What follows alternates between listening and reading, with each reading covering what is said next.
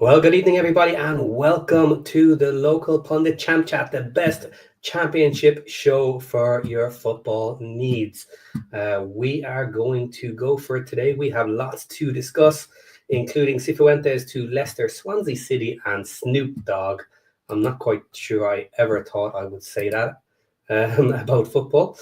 We have Sheffield Wednesday drama, of course. What's new? Another week, something else to talk about, and more.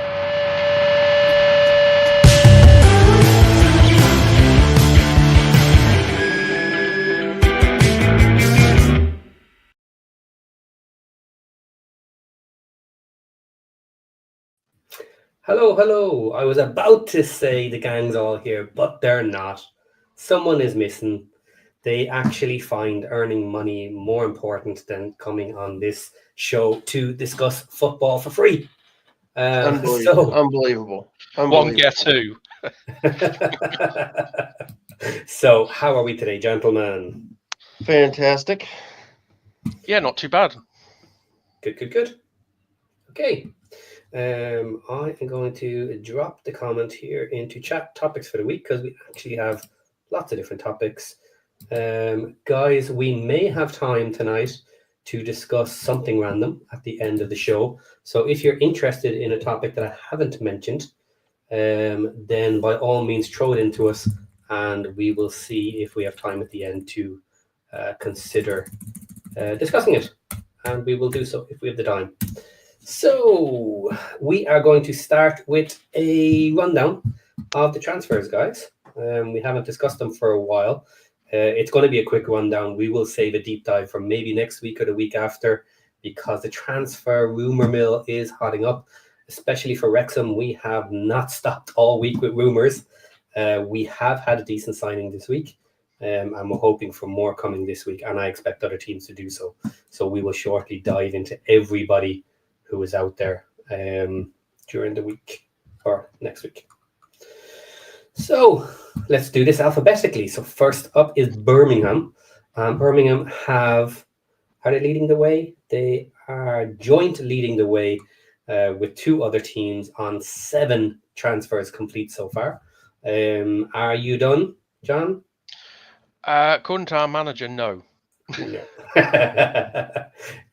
To be honest, I hope that we end up on 8 by the end of when we're done as well. Though some of those might be late. So I have quickly checked through all these teams. So I may have gotten some wrong. Feel free to disagree with me if you want. And I have Kyogo Furuhashi at 9 million transfer and the striker as your number 1 of the season.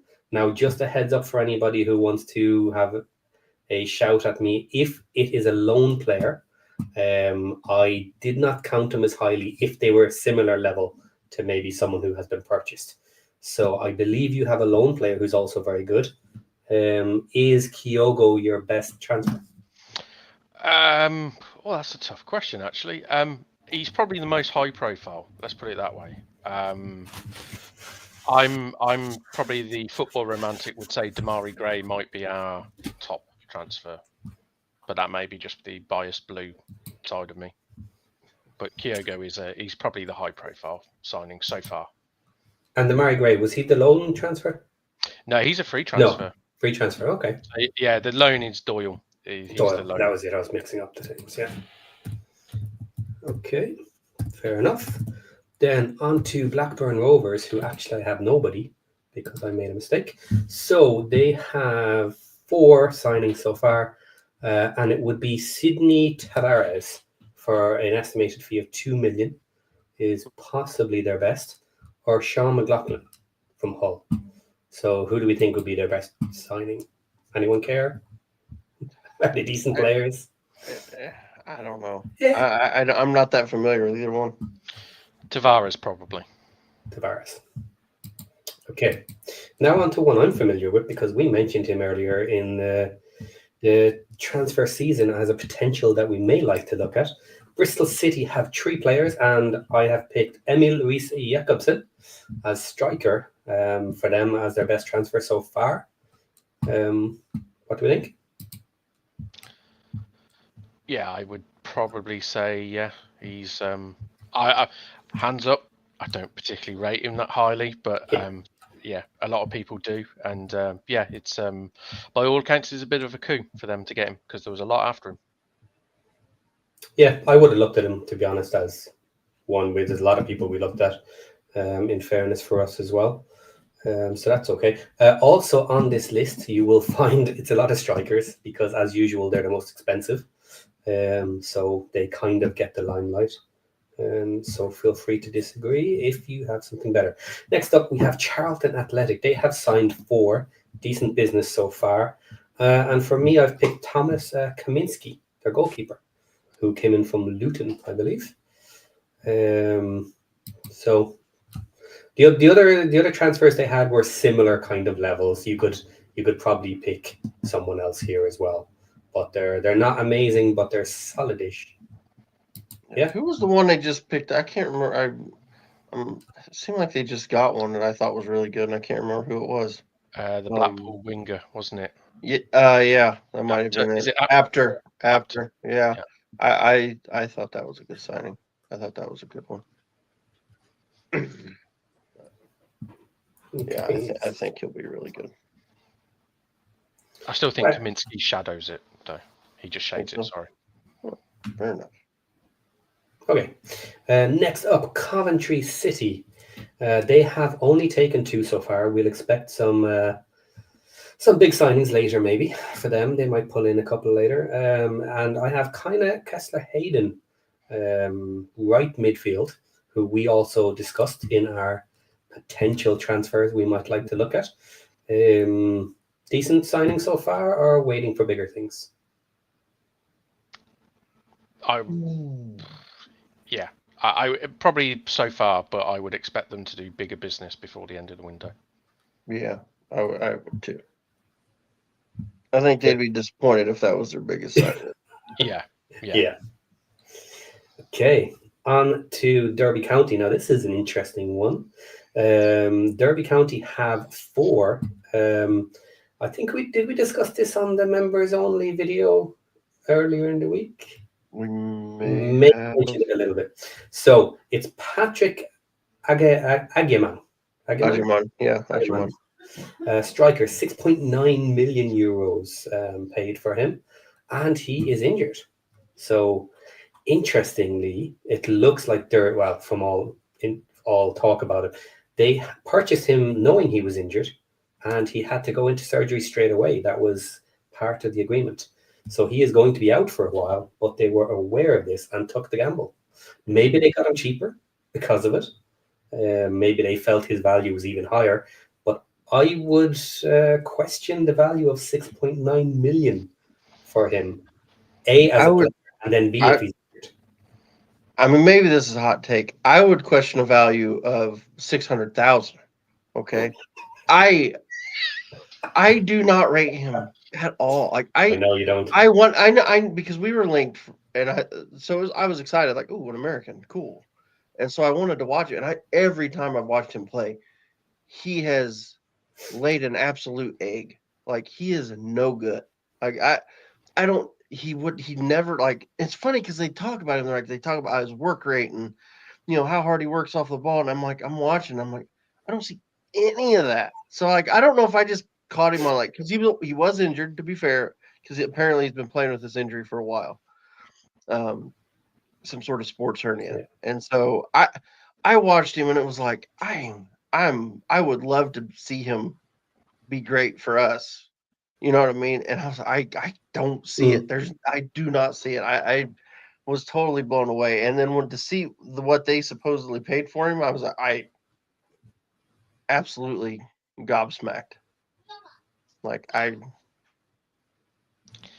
hope I hope for Derby's sake you're wrong, because Derby are not really, in recent years, not known to spend lots of money, and this is a lot of money for them, shall we say.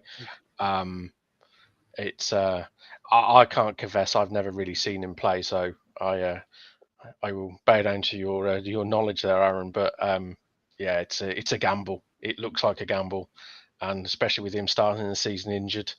I think the problem is now they're going to expect big things when he comes back fit. Yeah. Big gamble. Yeah, Big I gamble just for them. I don't know, man. I try.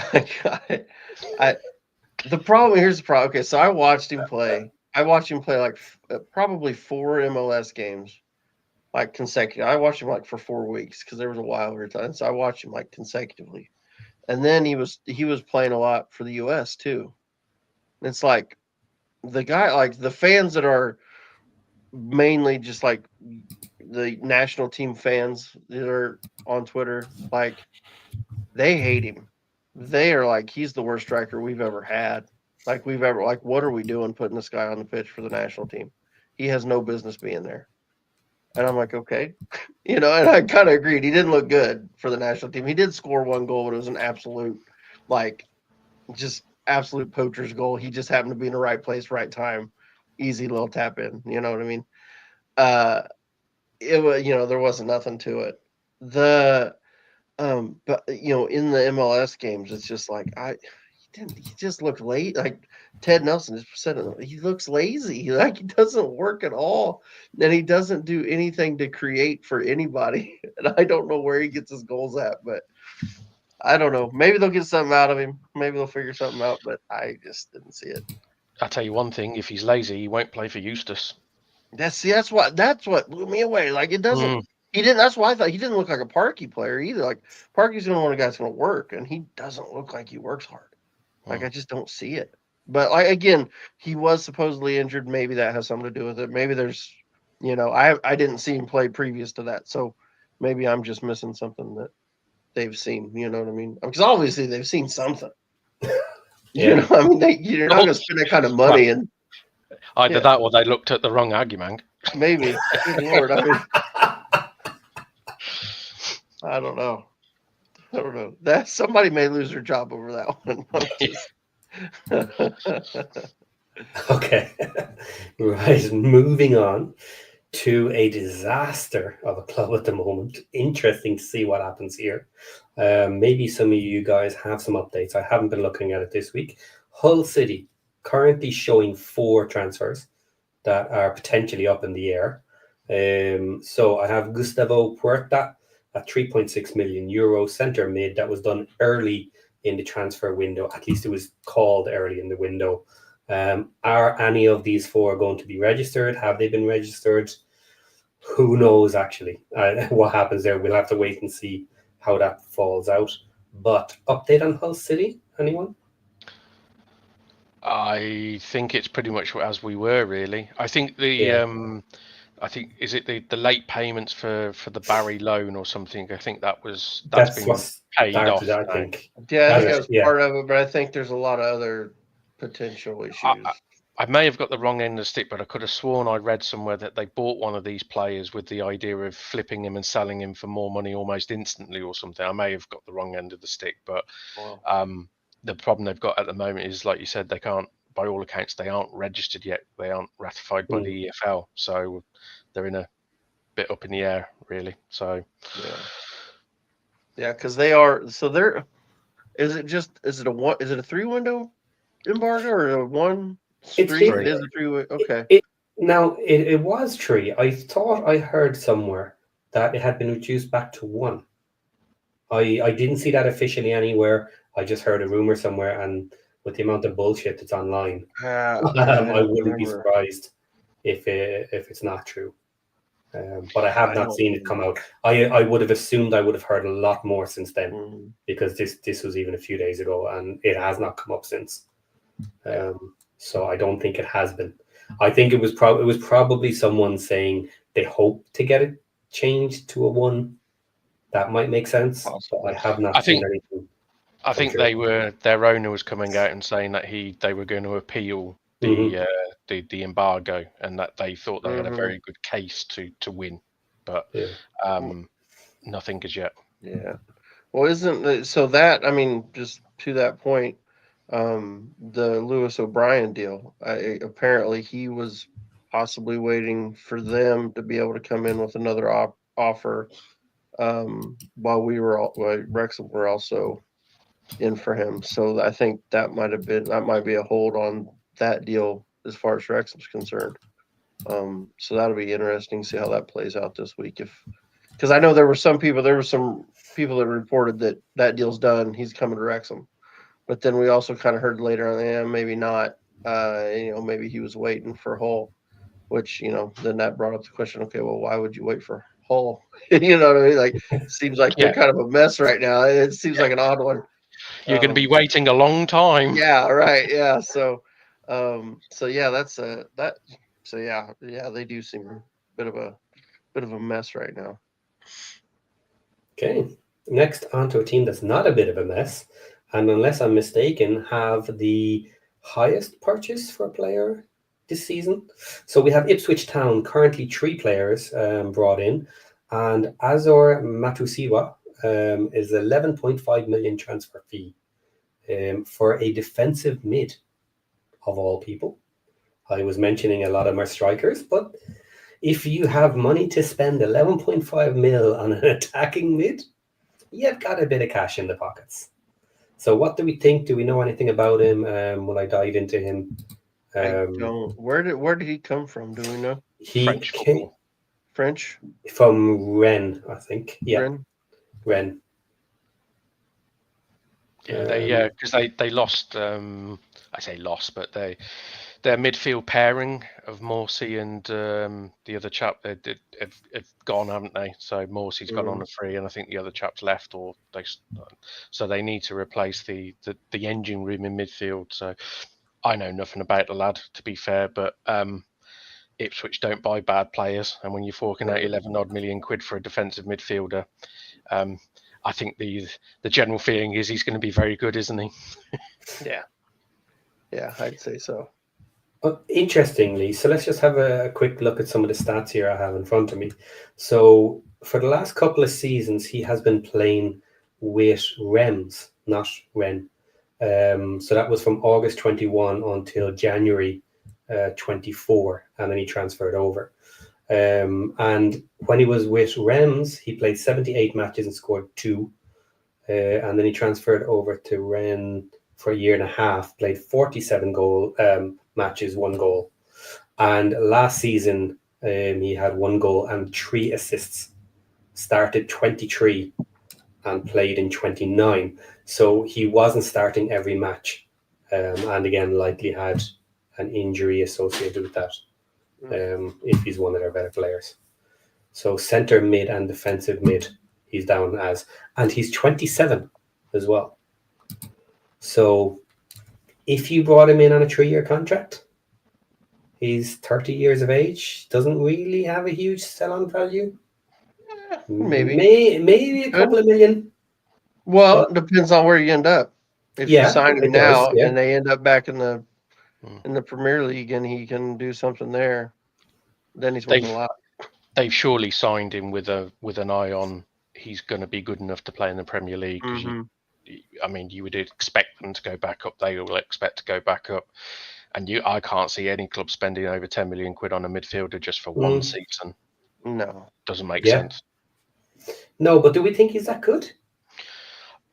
I know nothing about him, so I can't say. What's his defensive stats look like? That's the stuff that you know what I mean? Obviously, he's not contributing a ton going forward, but if he's a brick wall, as far as the defending goes.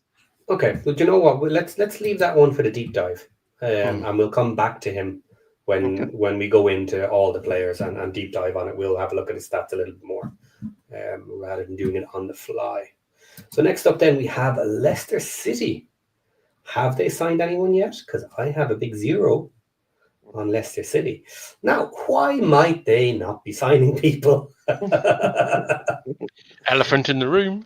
Yeah. Okay, so if the elephant in the room is we know there's points coming, deductions, and we know they may have 2 sets of points deductions coming, would you potentially assume that your squad is good enough to get you playoffs, and why bother bringing in players now?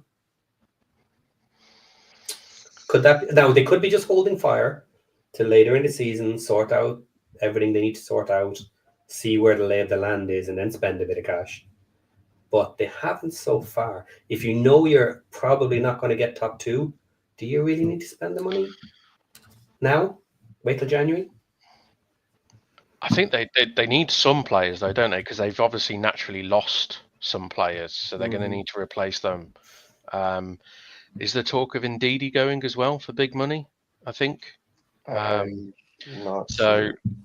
but yeah, it does. To me, my opinion, it kind of screams they're waiting for some sort of feeling from the EFL of what they're going to get. And plus, also, we might not be, or nobody might be privy to it, but because of this ongoing legal battle, they might not be able to make any signings. They may be under some sort of agreement not to do any business till X point is hit and there is some clarity over what's going to happen. So there was, and maybe we'll get into this a little later because I know we're going to talk about them. A report came out, I think it was last week or maybe early this week, that I think the point deduction, the initial one, was looking like it was going to be 9 instead of 12. Interestingly, though, I looked at that when it came out and everybody was talking about it. It appeared, though, that the person who said it was saying that it looks like a 9-point deduction for the actual level of payments that they had in excess. However, there was still potentially additional points for not being forthcoming. So it could still be. So it could still go back to 12 as 3 additional points for you've been a bad boy. Yeah. You really should have come to us with this or discussed this or given us the paperwork when we asked for it or whatever. So that could bump it back up. So I think that one was a little bit of smoke and mirrors. Let's say something different. Let's pick a number, and people ran with it. So it's still not either way. It's still not a small deduction. That's 9 points is still a lot.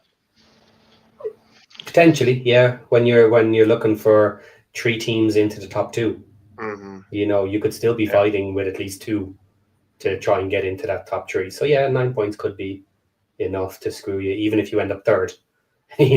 What's the use of coming third with huge points if you still miss out on the top 2? Well, that's what happened to Sheffield United this year. You know what I mean? They were miles ahead of everybody else, but they're in third. So then they lost in the playoffs. So you're exactly right. The other thing is, of course, they could be suffering from attracting players as well, because players will not know what they're going to be if they're going to be hit with 12 or more points and automatics is going to be out of the question. Some players may be like, I don't fancy you in the championship and then going into the playoffs at best. So Next one up, we have Middlesbrough. Only one signing, Owen Foster, goalkeeper. Nothing major to say there. They've got a goalkeeper. Millwall, then. 3 signings. Josh Coburn for 1.6 million transfer fee striker. Are we amazed by this striker? It's a deal that could be worth 5 million, isn't it, apparently? Which to me seems an awful lot of money for what he is. Decent forward and suits Millwall, but he's never struck me as a prolific goal scorer, shall we say. I guess the thing is with all these bonuses, if something happens, it's like, well, if you achieve the whatever is the requirement to give out those bonuses, then you've achieved something you wanted, and the money maybe is a little bit irrelevant. Normally, it's obviously promotion, but who knows if it's number of matches by the end of the season, or that'll be part of it. But then from playoffs or whatever. When did they loan him? Yeah, did last season. And then just bought him this summer. Okay. Yeah. I was going to say, because I was just looking at the stats real quick, because he played 21 games for Millwall last season. So I didn't know if they loaned him and then bought him, or if it was they actually bought him before that. But that's so he scored 5 and 21 for him last season. I mean, 6'4". He was a big guy. He's 22 too, so he's a younger guy. I don't know. It's probably not a terrible buy for the price isn't horrible for a young player, I think the key is that Middlesbrough were quite happy to let him go to Millwall, which you would say both teams would be expecting to try and challenge for the top Right, 6. challenge, yeah. So Yeah. Middlesbrough didn't value him enough to even essentially sell him to a potential rival. That's fair. Yeah. Okay, next up then we have Norwich City. Let's see if I can get this one. Matthias Kvistgarten, striker. They have signed 7. And I picked Matthias as their number 1. So let's have a quick look at him. Norwich. 2 seconds. Paid a fair bit of money for him as well, didn't they, I think? 8 million. And he came from Brondby, which is interesting. I think that's a Denmark, Danish club he came from. Yeah. So people seem to like the old Scandinavian players here and there every season. So 8 million for him. It's a lot of money. I guess we don't know much about too much. Yeah. Oh, is this me or you guys? Yeah, you're glitching a little, I think, Patty. Seem okay, Okay, now. my computer's probably getting a bit hot. Let's see. I can switch it off and back on for a second if this goes wrong. But just take over if I disappear. Yeah, you're good. Right. Okay. So Matthias Kvistgarten, we'll have a look at him in a deep dive a little bit later. Next up then we have Oxford, 2 signings so far. Brian de Kiersmecker, another striker. No known transfer fee on that one. I bet the fans You know are anything about absolutely I bet the fans are loving the cost of having that name on the back of your shirt if they do it price per letter, don't they? That's a name and a half, isn't it? Wow. And I'm sure they can come up with a nice chant to include it into as well. Yeah. The shirt's not big enough, so you're just going to have Brian on the back. Right.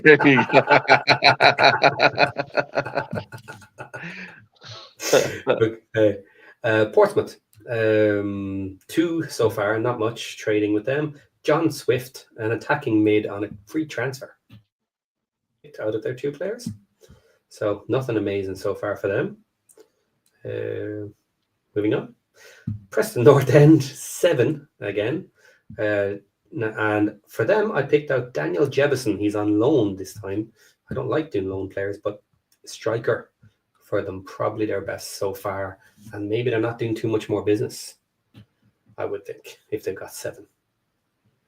So how strong are they, guys? Another middly table, close to the playoffs, but not good enough season incoming? I think they're in a relegation fight, but I think they've made some decent signings for that point of the table. Okay.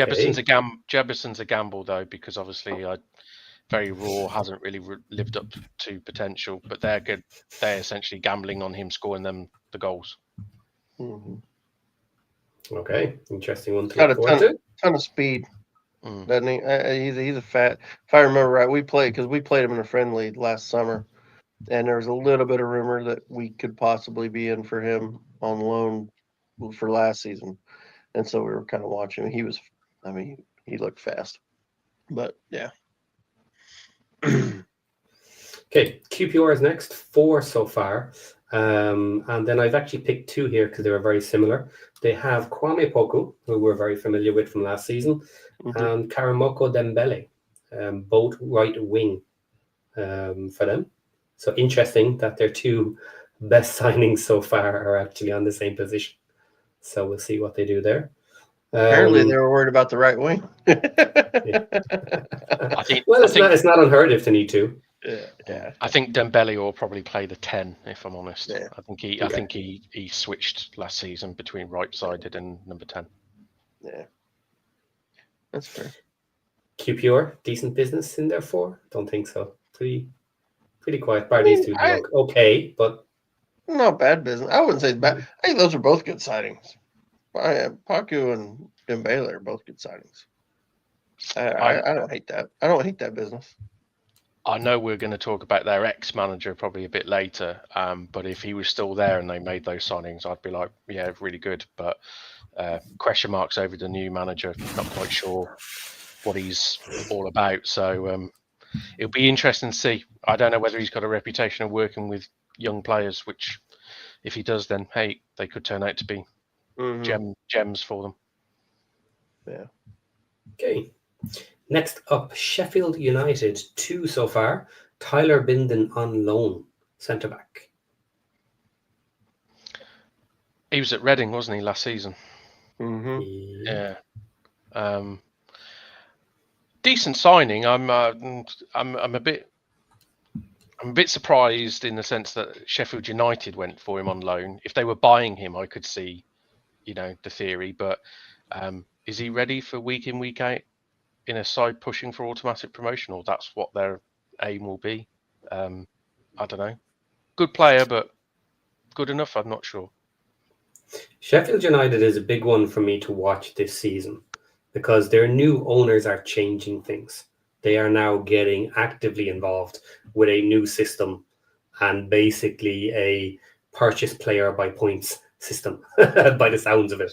So it will be very interesting to see what they do. With only 2 so far, they haven't done much and should be able to afford to play about in the market at some point. So who they actually end up with will be very interesting. Will it be a load of names that we don't really know? Buying players in from Europe, I wouldn't be surprised if they're going on a stat-based system, that they come up with some random names and they take a chance on it in order to get value for their money. So will it work out for them? That's one I'm really interested in because they were so good last season. And the manager swap, they're making big moves. Will it work or not? Who knows? Yet to be seen, of course. All right, next one up then. Sheffield Wednesday. No transfers so far, under embargo. I think we'll leave that alone until we talk about Sheffield Wednesday because we also need to discuss their new nonsense going on with the club. So we can let that one slide for now. Southampton, two transfers so far, and I picked Damian Downs, 8.1 million transfer fee, and he's a striker. Surprise, surprise. Yeah. What do we think? Is he an American as well? Yes. Let's pull it up. I believe so. Yeah, he is. Yes. I mean, it looks like a lot of money, doesn't it? But for a parachute team, it's actually not a lot of money, as daft as that sounds. Yeah. I don't know whether that will be their only signing for a striker. Yeah, it probably makes more sense if he looks good at 21 years of age. Because obviously in the next couple of years, he could grow to be a much better player than he currently is as well. But he was in the Bundesliga 2 last season with Köln. So interesting.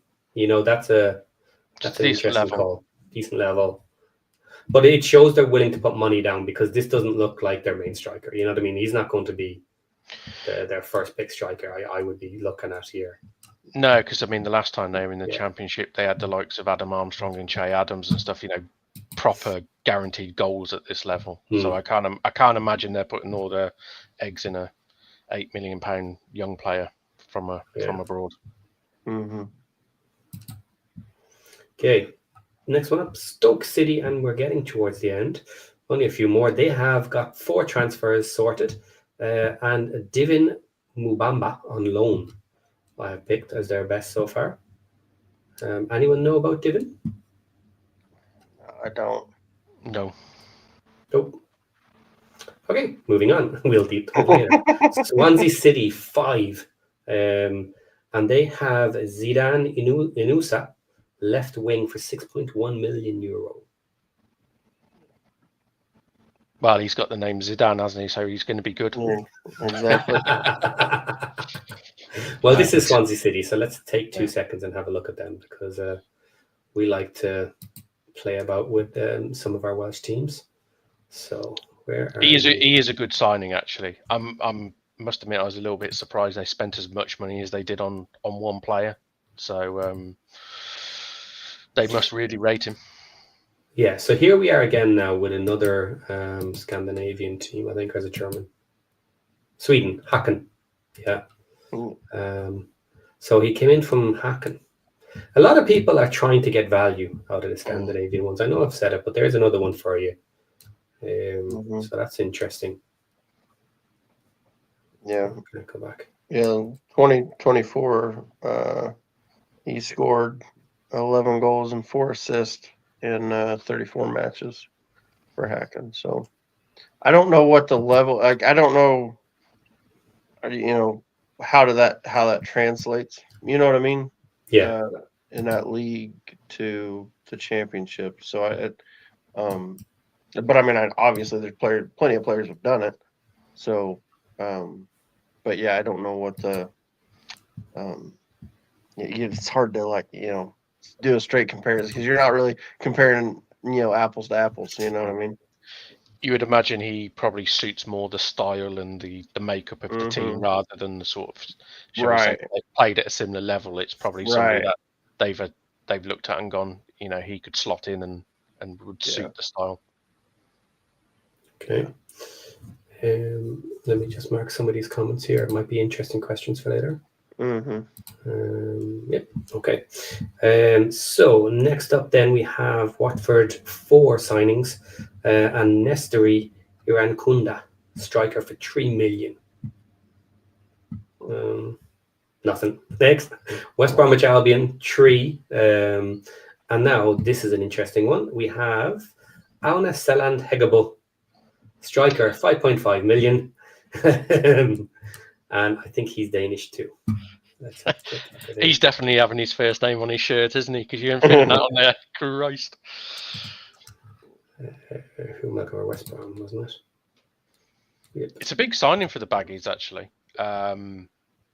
Obviously, they've not had an awful lot of money to spend in recent years, as in like capital to spend. But I think this has probably been their biggest transfer outlay for a good couple of seasons. So yeah, they must see something in him. Yeah, so last season he is down as 13 matches started, 13 matches played, 7 goals and 1 assist in that. He's 23 years of age. Now, I wonder about their season. Their season should be the same. So again, like this is often a weird one, is they're not playing every single match. I wonder, is it just smaller number of matches in the European leagues? I haven't actually paid too much attention to it. But he scored a lot for the amount of playing time he had. So looks half decent, simply from those numbers. Yeah, so prior to that, so last season, I don't know, do they run a different season? Because in 2024 they played 36, 23 is 26, 22 was 34 games. So I wonder if they're mid-season right now. And that's why he's only got 14, because he'd still, is that what it is? They could be if they take the winter off. That's what I'm thinking. I'm thinking they may, right? They might close for some of the winter at least. Yeah, they may do like the similar schedule like the US does, where they play all summer long.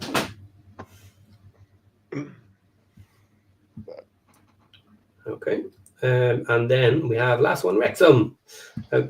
At least we have a new signing this weekend to talk about.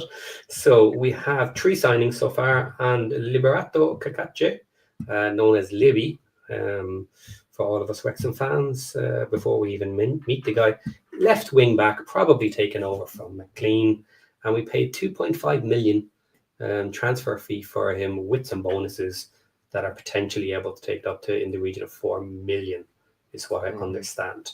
Looks pretty decent. Looks reasonably cheap deal for coming in from Italy, and apparently he's not on much wages either. So it sounds like we got a nice deal and potentially tripled his wages, and it's still reasonably cheap for us. Yeah, if we got it at that value. So decent start in a decent position. Yeah, I'm really excited about that one. That was one of those positions we needed to nail. Yeah, we needed that, and I think. I mean, I know we talked about it the other night, but I think that's I think that's big. I love that signing. Just watching it, obviously, you watch highlights. I mean, obviously, they're showing you the good stuff. But when I think I said the other night, when I watched his highlights, I got the same feeling as when I watched Fujimoto's highlights. It's like, we don't have one of those. We don't have that guy. You know what I mean? Like, so it was good to see a player that looked that good coming here. And that's exciting. Can I just address the most obvious thing in the room here? Yeah. He could be prime Roberto Carlos, but Parky's still going to play James McLean. Sorry. You know what? Couldn't resist. That's Okay. fair. That's fair. So now the one thing Parky does do is if you make big fuck ups, he benches you. He does give you a slap. Now I know James McLean, he has given him a lot of leeway occasionally, but I don't think he had someone as good to replace him with. So yeah, I kind of think hopefully it'll come pretty quick when we find out that McLean doesn't have the legs. It looks a good signing. I will say it looks a very good signing.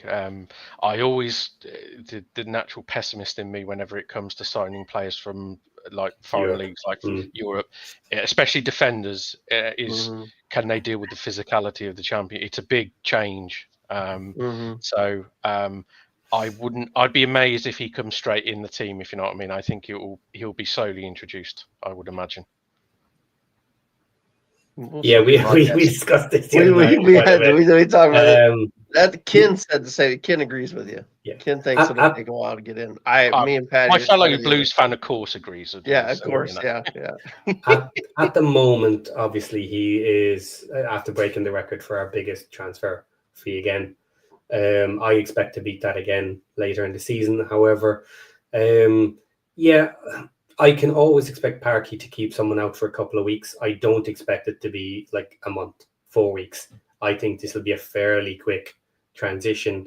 I could see him giving McLean a couple of matches before he hooks him, because it's McLean as well. But I could also see him going straight in. Occasionally he has put someone in immediately. Here's the thing. When he's bought a player with a purpose, he puts him right in. McLean, he did.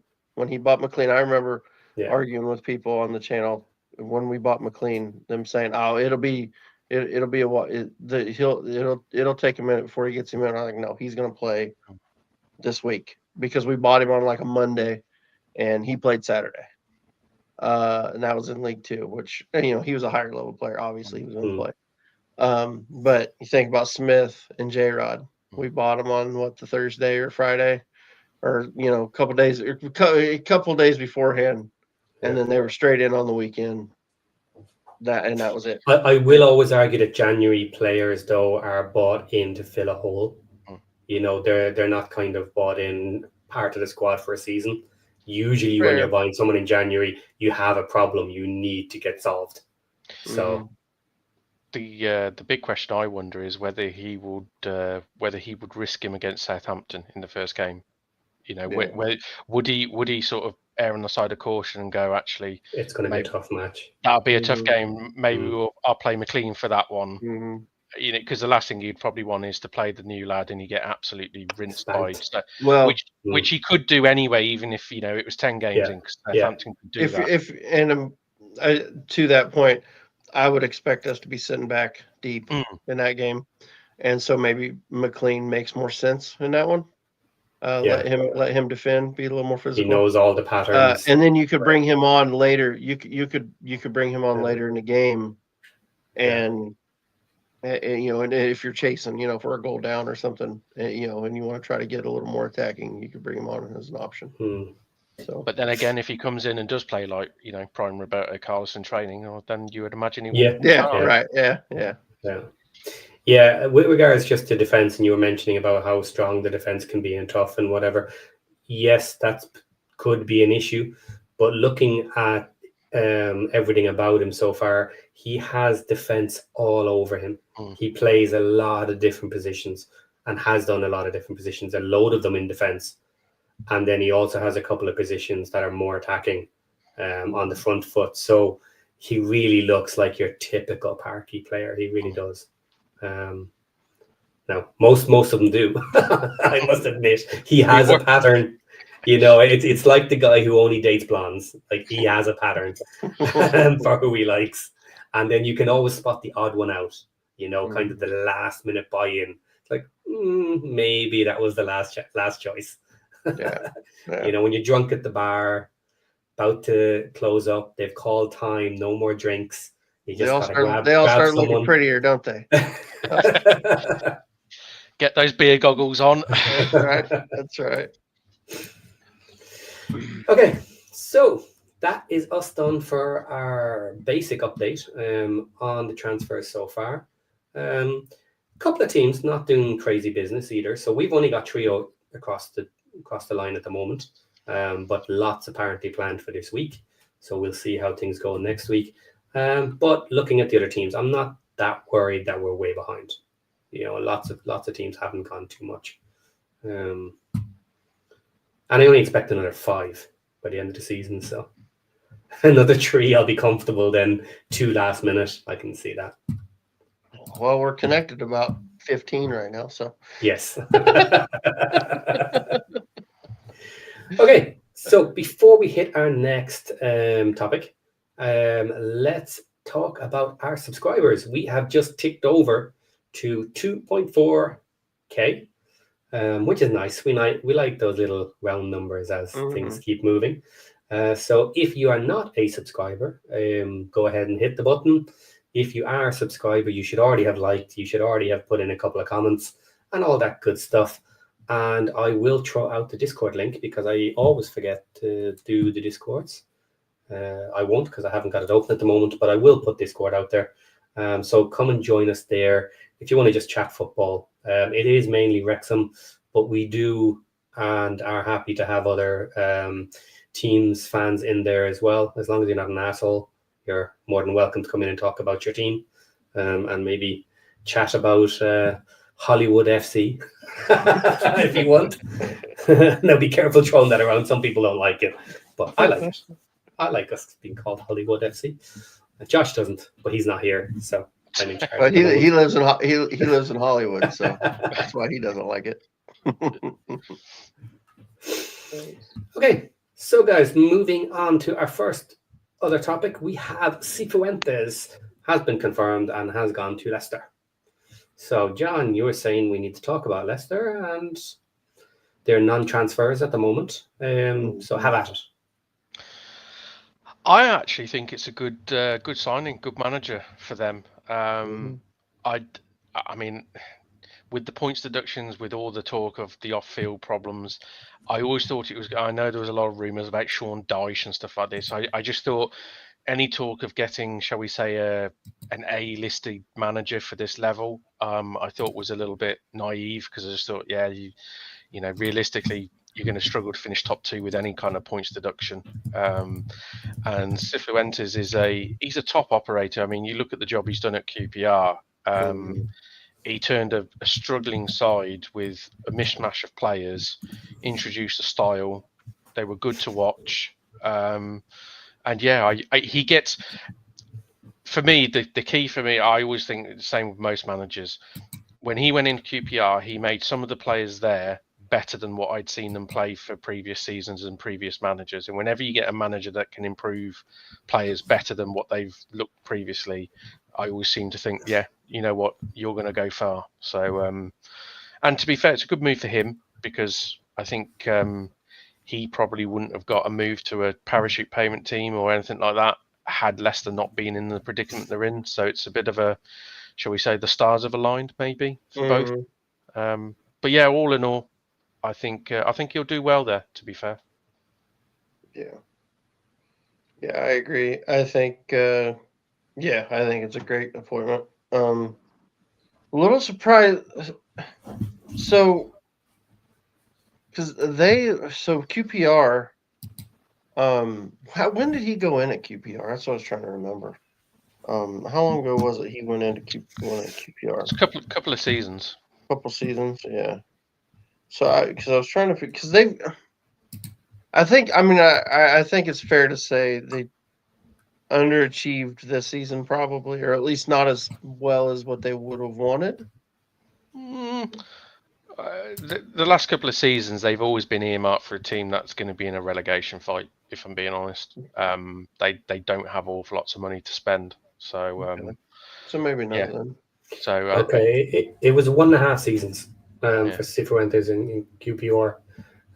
So that would have been 18th in his first season where he came in late, and then 15th last season. Yeah, because I think they in all fairness, when he went in there, they looked dead and buried.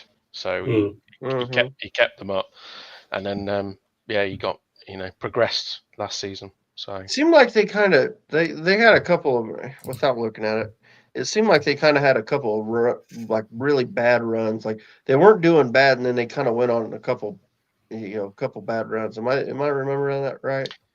yeah, well, they were top of there was a season they were top of the league. Sort of going into the first international break, I think it was, and I only remember that because they played us live on Sky on a Friday night and we beat them, and they didn't win a game then till January or February or something daft like that. So they went literally from top of the league all the way down to a relegation fight. So it was a bit bonkers, but they looked a team back in those days. I must admit they look very good. But yeah, they've lost players and financial things off the pitch. They don't have lots of money, so they've scrimped and scraven. Ilias Chair has basically kept them afloat for a couple of seasons, to be honest. Yeah. So here's what this was kind of what. So they had a run from January 25th to March 29th, where they lost 1, 2, 3, 4, 5, 6, 7, 8 matches out of 11, and they won 2 and drew 1. So just a really bad run. You know what I mean? There towards the end of the season. So I think they were actually sitting halfway decent before that. I further up the table, and then they just kind of went on them. And so you wonder if that that played in on the decision, because they did fire him, correct? From the sounds of things, he wanted to go because it was Okay. they put him on gardening leave because Gotcha. there was a lot of rumours that he was interested in leaving to go to Interested in clubs. leaving. Yeah. Okay. So I mean, because I knew there'd obviously been talk. So you'd think a run like that probably plays into that somewhat, for sure. So yeah, I do think he'll do well at Leicester, though. I mean, I think he'll be fine as long provided they give him time. And I mean, obviously, we don't know what's going to happen with points deductions. That's something we've already touched on. On top of the first one, there's possibility of having another points deduction, maybe later in the season. So where do they end up? How many points? What are they looking at as a successful season? You know what I mean? Because you get to the point. Let's just throw it out. Let's say they have somewhere in the they could possibly have 15 or more points deducted this season, potentially. You know what I mean? Right now it's looking somewhere around 9 to 12 initially, and then possibly more on top of that. So where do you look? I mean, say it's 15 points. Do you realistically think now we should be a playoff team? No doubt. So I mean, is that and how much are they going to spend? Because they've not done anything yet. They've not done any business yet. So I think even if it is like 15 points, they will still expect probably a bit strong, but they will still expect to be in the top 6 hunt. Whether they miss out just or that, but they will still expect to be in around that because squad wise, they've still got some wonderful players there. right. Granted, there's still holes in it. But I think when you look at it on the whole, there's a lot of players in that starting 11 that would walk into pretty much 90% of the teams in the championship still. So I think I think we mentioned it in previous shows, though. The problem with the points deduction is they will expect a challenge for the top 6, but it leaves the margin of error to be very, very small. You can't afford a dodgy month, shall we say? This is what I was kind of thinking is owners are not tending to be the nicest when things start going wrong. So I'm sure they whispered in his ear and said, yeah, of course, if we get deductions, we'll adjust the position and, we'll look at you based on what you did. However, that's what you say. If their points go quite high in the deductions that need to be taken off, that little margin of window to scrape in to the bottom of the playoffs might mean you only have like 2 extra losses, and suddenly you're actually having a good season for Cifuentes. It's not a bad season, but those extra 2 losses could push you just outside playoffs. And are they going to turn around then and blame him? Right. And completely ignore the fact. Well, that's right. Because they could have an 85-point season and end up out of the playoffs because of the deductions. When you take the deductions away, I think his worst fear as manager, he's probably sat there and thought, if I have a great season and we get, say, 15 points, whatever it is, and they're sat sort of, top, say they're 6th with like 2 months or a month and a half left of the season, or something. They go on a really bad run with say 8 games to go. I bet he's going to be sat there going, I just don't want that, because with 8 games to go, owners suddenly go, oh, new manager boost. And they just think, if we get rid of him and bring somebody in, that might just be the kick they need to. So, I would imagine he's probably looking at that thinking, please don't have a bad run towards the end of the season if it's all gone all right up till then. And the interesting thing is you might normally say, okay, scrape into the playoffs. It's only a small percentage chance of getting through the playoffs. The playoffs are difficult. But when you are one of the best teams in the league and you're in the playoffs, it's a little bit different. You actually fancy your chances of getting through the playoffs versus the rest of the teams. Because if you've made it in there and you've already had a deduction of 15 or plus anything more, and you've scraped into the playoffs, well, you're one of the best teams because you did that. And your chances of getting through the playoffs are quite good as a rule versus the other teams. It's not perfect, but they would fancy themselves to go up through playoffs if they get in there.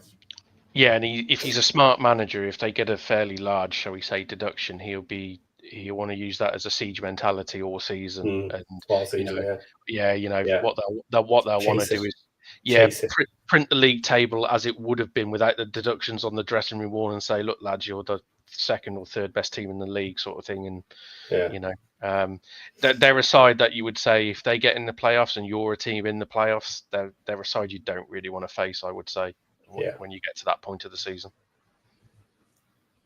Could you imagine actually coming 3rd in the league and then you have to play Leicester? And they're 6th. Gee, thanks, lads. And then after you do that, you get the 4th place team in the finals as well. Yeah, which happened to be Ipswich or something daft. Yeah, great. Okay. So Leicester, there's no point speculating on the other issues with Leicester because we don't know what's going on with money in the background. It's the same as it always was. For anyone who doesn't know, there are potential difficulties in the businesses for the owners and where the money is coming from. But for the time being, that doesn't particularly seem to have damaged it. But who knows for the future and the long term. So we will leave that one slide for now because nothing is updated. So next up, we move on to Swansea City, our other Welsh team in the league, and Snoop Dogg. Snoopy. The D-O-double-G. Has decided to get involved and become a part owner of a football club. Now, I was aware he was interested in football. Does he call it soccer, though? I haven't actually watched any interviews. God forbid, if he calls it soccer now, that's it. You can fuck off. I don't know. I haven't seen him I wouldn't be surprised have an if interview he does. talking about it. Yeah. Let's be honest. He will And he won't care that he will. Yeah. No, he won't. No, But yeah, and- so what do we think? Oh, I think it's fun, if nothing else. You know what I mean? I wouldn't mind. Like, that would have been a fun. Like, if he'd have came in for us, like as a bought a small little bit into Wrexham, I think that would have been. You could have had so much fun with that. So I'm sure the Swansea fans will be loving it. I think it'll be fun. I have no idea what he's bought it, what percentage he's bought in for. Has there been anything reported on how much he bought in for? No, Or is not it? that I've seen, but I think it's a relatively small. Yeah, think I would imagine. I think they just said it was a minority. Sort of. Yeah, so it's yeah. Swansea. There you go, Esteban. Swanzizzle. Absolutely. I think the funny thing is the shall we say the football traditionalists out there will turn around and blame the likes of Wrexham and Birmingham with the likes of your owners and Tom Brady and say it's all your fault. This is happening. Sure. But I'll be honest. It was I had to double check the date. It wasn't April 1st when I read it because I was just like, Snoop Dogg, Swansea, really? Where did that come from? But maybe he's friends with Magic. Possibly, who knows? But I think the obvious thing is you're looking at, shall we say, A-list celebrities now are looking to get involved in, English football, and Championship is the cheaper route in, isn't it? Yeah. So what's the EFL? What's the EFL's rules on marijuana company sponsorship? What's the rules there? CBD oil. Yeah. Well, considering you're not allowed a betting company on a kid's shirt, I think you've answered your own question there. How about they don't sell many kids jerseys? Right. No. Okay, so following on from this, now that, of course, Wrexham has started it and everybody will blame us, give it another 20 years. Let's push out the boat here. In 20 years' time, how many of the Championship teams will have a famous owner as part and parcel? Bit of marketing.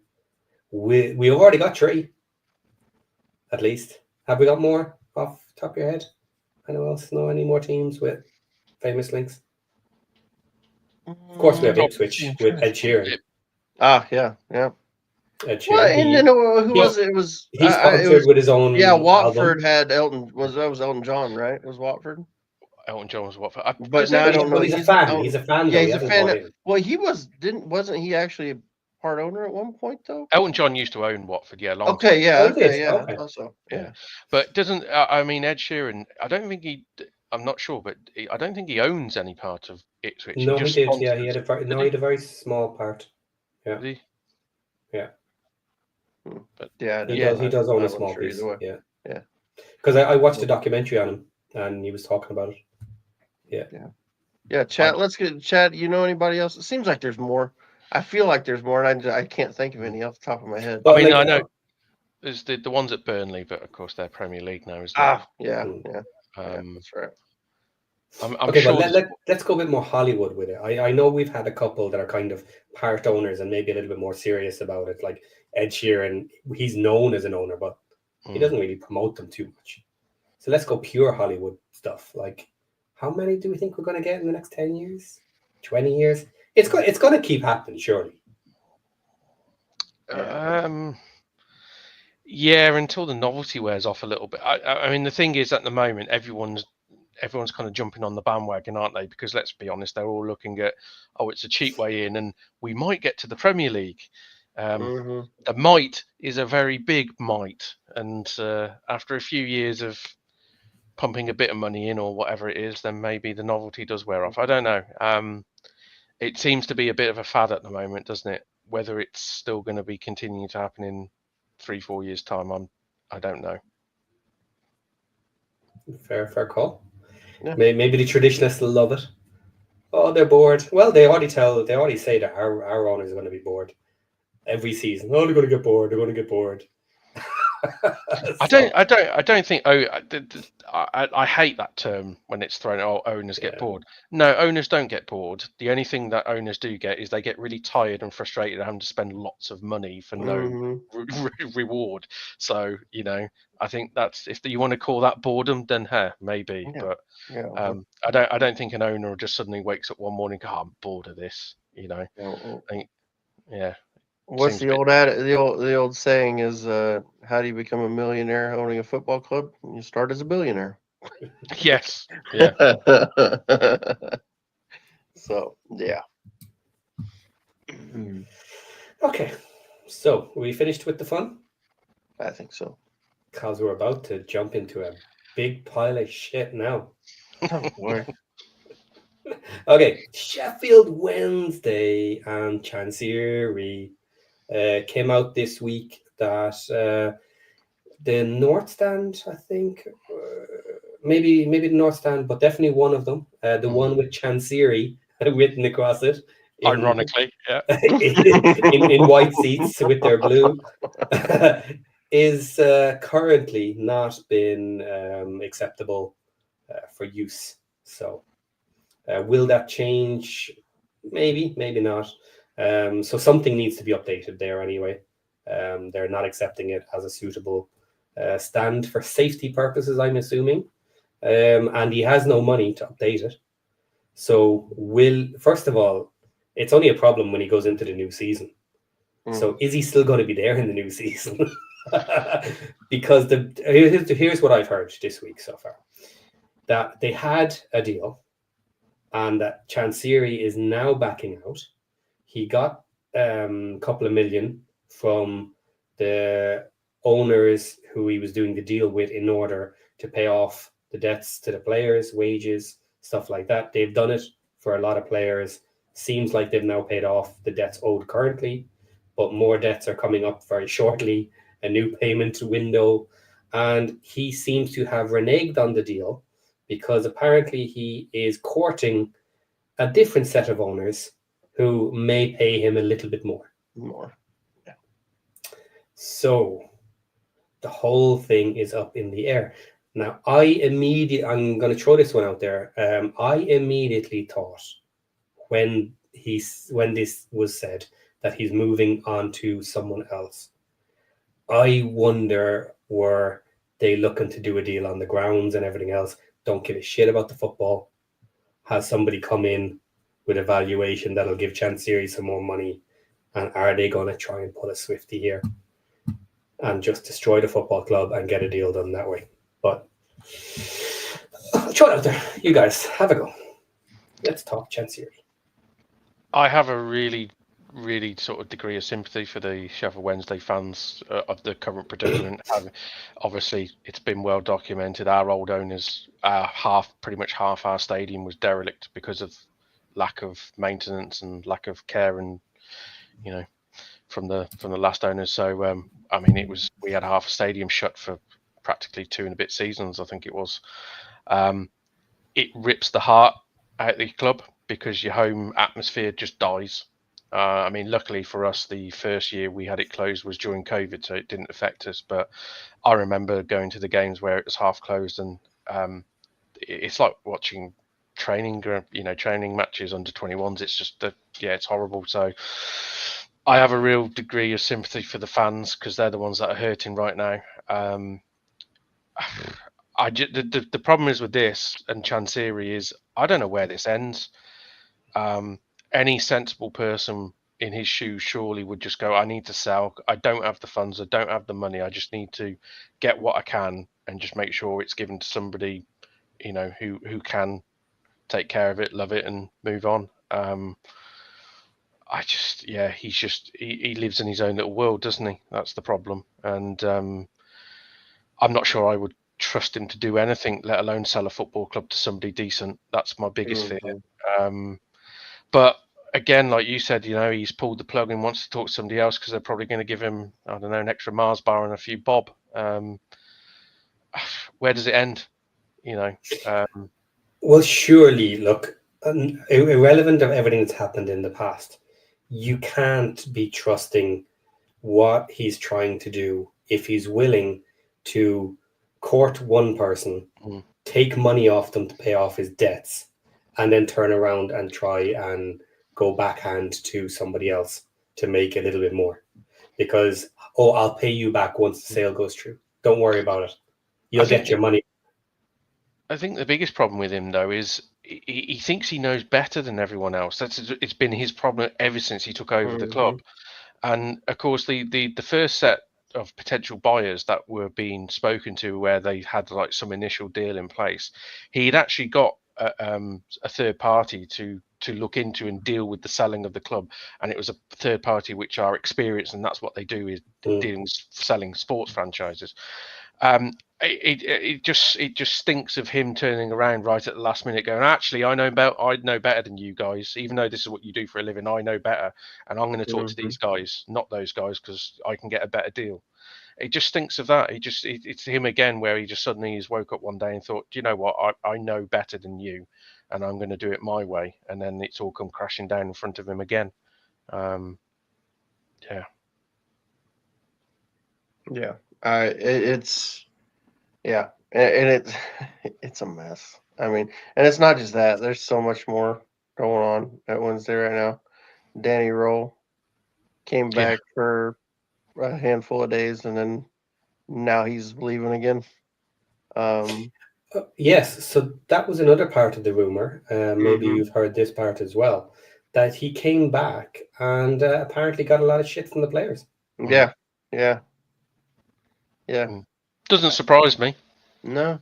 To be honest. I think, no manager probably would want to be in that position, and what he's done previously probably you'd say, it's put him in a position where he would probably get a decent job out there. But the other thing is doing what he did, which was as soon as the season was over, which was apparently, I'm going home to spend some time with my family, and then within walking off the plane, he walks into a studio and goes on a radio show and says, I'd love to manage these guys and these guys, and I'd love to manage those guys. don't you have a job, Danny? No, we don't worry about that.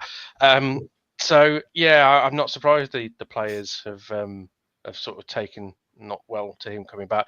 I do wonder, I have no proof on it, I do wonder whether he had to go back from a legal or contractual reason, whether it was if he kept doing what he was doing and basically didn't turn up, was he going to get stung or something? So I do wonder whether he had to go. I do wonder whether he had to go back, shall we say?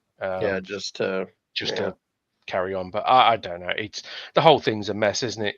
He don't want to be there. They can't afford to sack him. He won't leave because he wants paying off. Players don't want him there. And even if they did somehow come to some agreement to get rid of him, who the hell is going to take that job right now? They haven't even got a pre-season friendly. So I'd take it, but I don't know that I'd be any good, but I'd take it.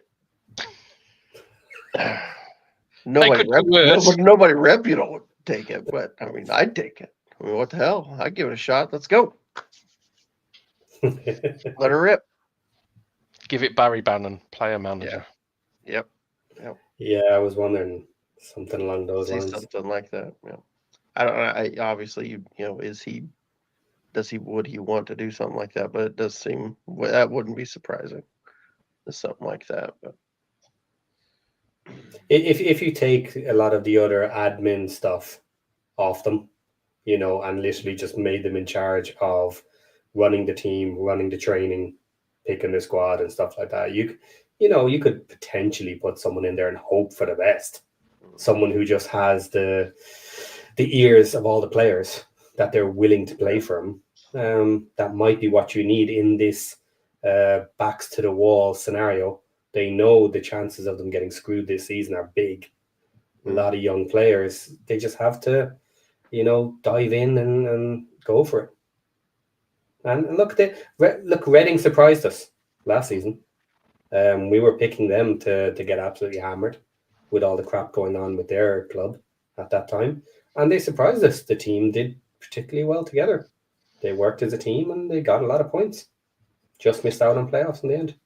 Yeah, I think the difference in leagues, though, is probably the reason for that. Yeah. I think Reading were I still say they a were half one of decent the. team. Yeah.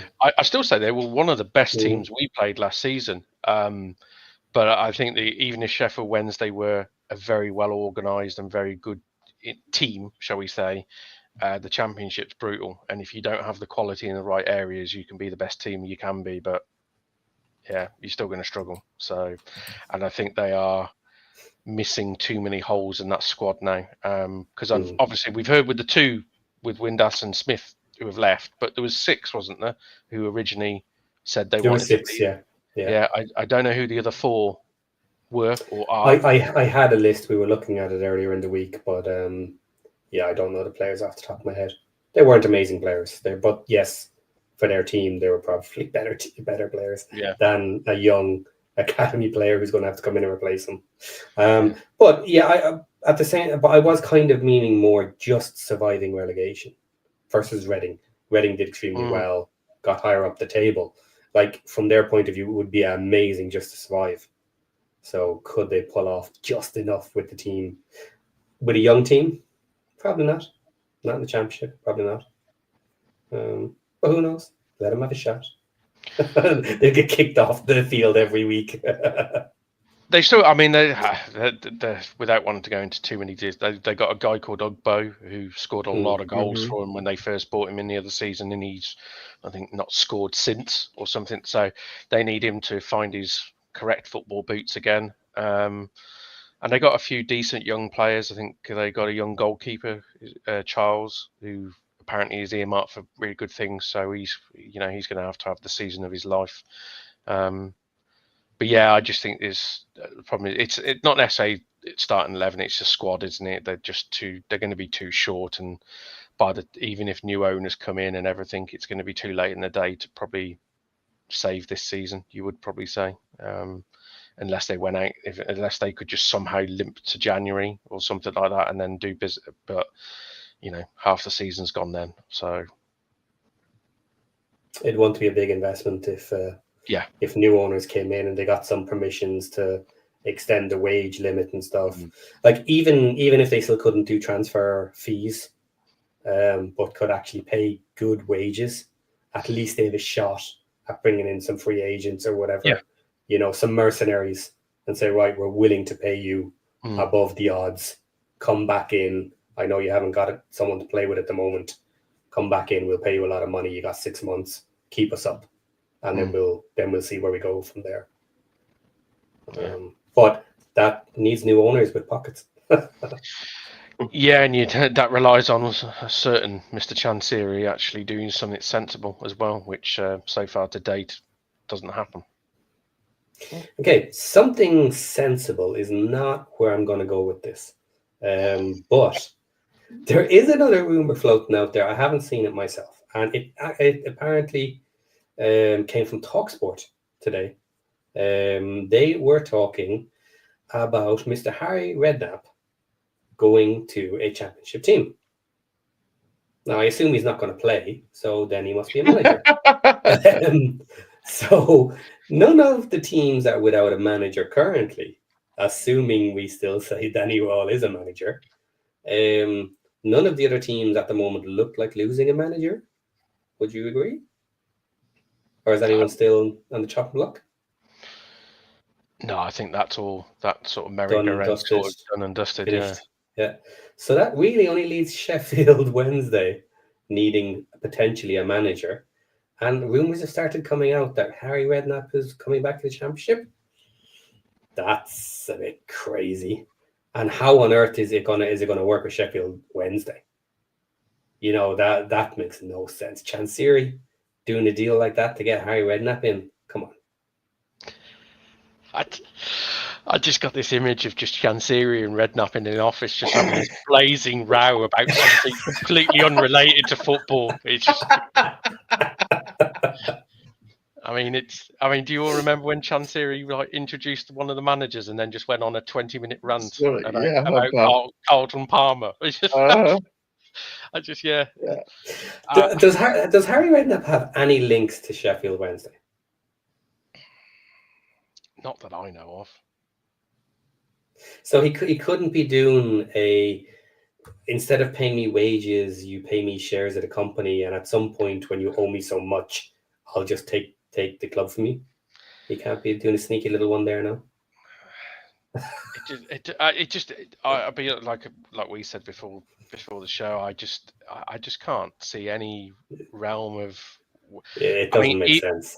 Even director of football or something like that doesn't make sense. Yeah, I mean, yeah. Redknapp he's based down on the south coast, isn't he? And I speak from experience. He obviously managed us some years back, and we paid him an absolute fortune. But he commuted from down. He isn't going to commute from south coast all the way to Sheffield every day, is he? To take training.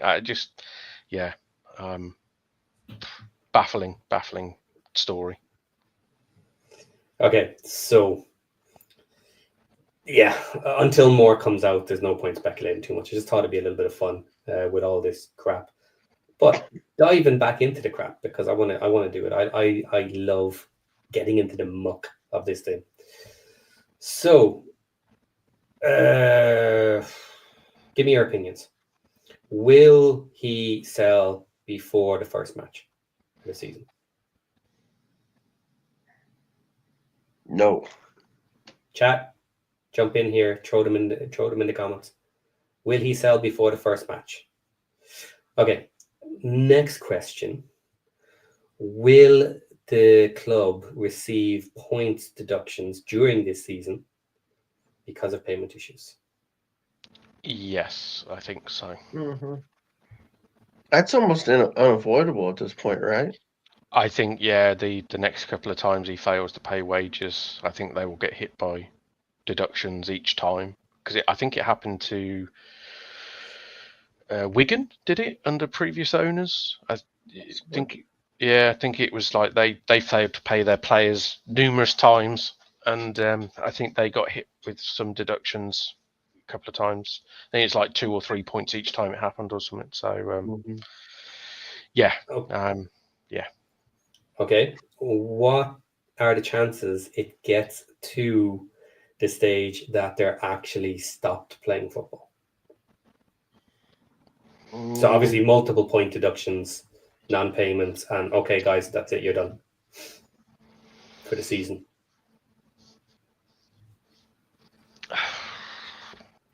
You never say never, do you? Not with Chancery. No. It's just one of those where maybe I'm a football romantic, but I always seem to think a big club like Wednesday won't get to that point. It will get to it will get to, like, shall we say, a second before judgment hour, and then something will get sorted. I probably live in cloud cuckoo land that something will get done. But you just think surely a size of a club like Sheffield Wednesday won't go to the wall. You just can't. I mean, the thing here's eventually, like, I mean, there are people that will buy it. You know what I mean? So, like, even if they go, say if it gets so bad they go into administration, the administrator is going to try to get money out of it, and there are people that will buy the club. I think the administration thing, I don't know. I'd need to read up on it, but I think Kieran Maguire was saying something recently on a podcast that because of the way that the debt is against Chancery, not the club, it's very hard to put the club into administration or something along those lines. So it's almost like that's not an option. Like I said, I would need to listen to the show that it was mentioned, but I saw a few Sheffield fans talking about it. And I think there was a story in one of the Yorkshire publications about it, saying that administration would be the easiest possible outcome, but it would be very unlikely considering how the structure is done. Yeah, that's a big one for me. Is the problem is it's not just the structure of one company, because the way he has divided out the different assets, it's actually 3 companies that need to be dealt with, but the administrators will most likely not have any say in the 3 companies. If it goes down that road, they will come in and they'll be handed, here, this is this brown bag of shit for you, and by the way, I own the stadium and you can't even touch it, and find an owner who's willing to buy the club and pay me however many million to rent the stadium. because otherwise you don't have a stadium. You don't have anywhere to play. Like, this is what's going to happen if he goes down that road. Like we said, he thinks he knows better than everybody else. And right up until the day they turn around and say, okay, this part of the club is going into administration, he's not going to believe it'll happen. He's not going to believe they'll do it to him until it happens. And then when it happens, oh, well, I have this other reason. I have you screwed. There's nothing you can do in administration. You know, this is so messed up. Nobody's going to be able to buy it. This is why, for me, it has been a long, long time since the club got absolutely screwed over. And I think Chansiri is potentially the man to do it. Maybe he'll go down the road at some point where he feels it's better to dump the club and then sell off his other companies with the grounds, with the land or whatever, sell it to a redeveloper. And he doesn't give a crap about the club anymore. You just hope it comes to a conclusion quickly, don't you? Of course you do.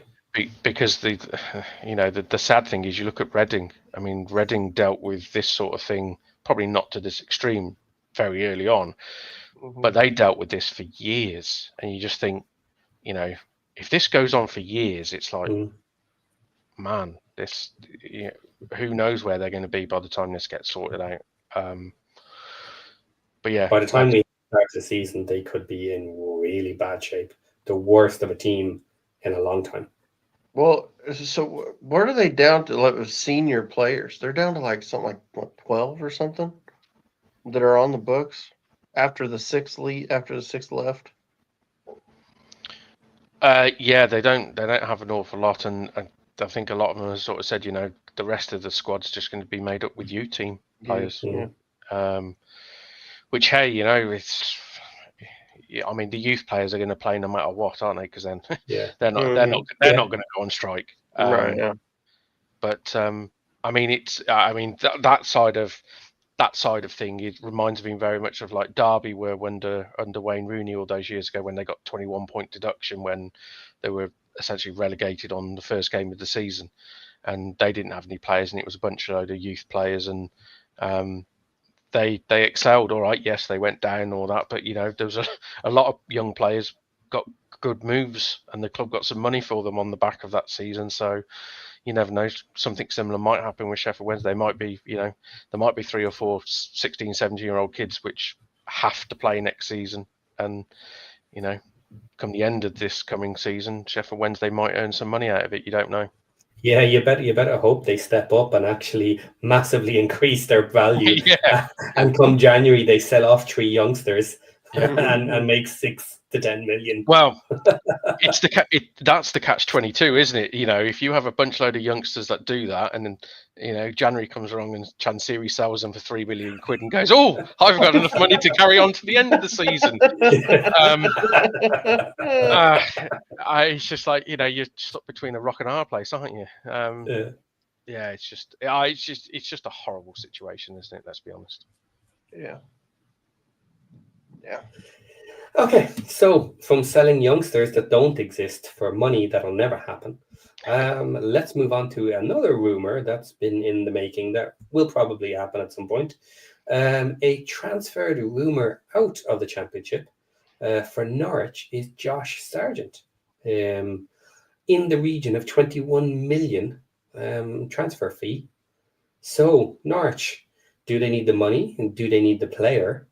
They've done decent business so far. What do we think is going to happen?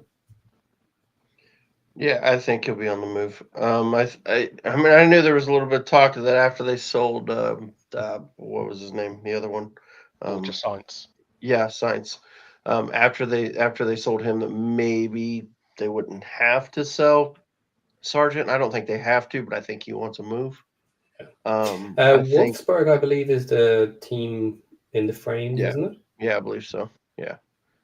He's been wanting to move, and I think a lot of it has to do with his, playing for the U.S. He wants to further his career, move on. He's kind of done what he can do here. I mean, let's be honest. He's the best striker in the. Most people would consider the best striker in the championship.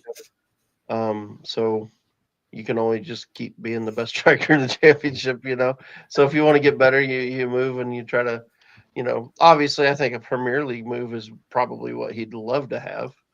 But if there's nobody willing to come in for him, then,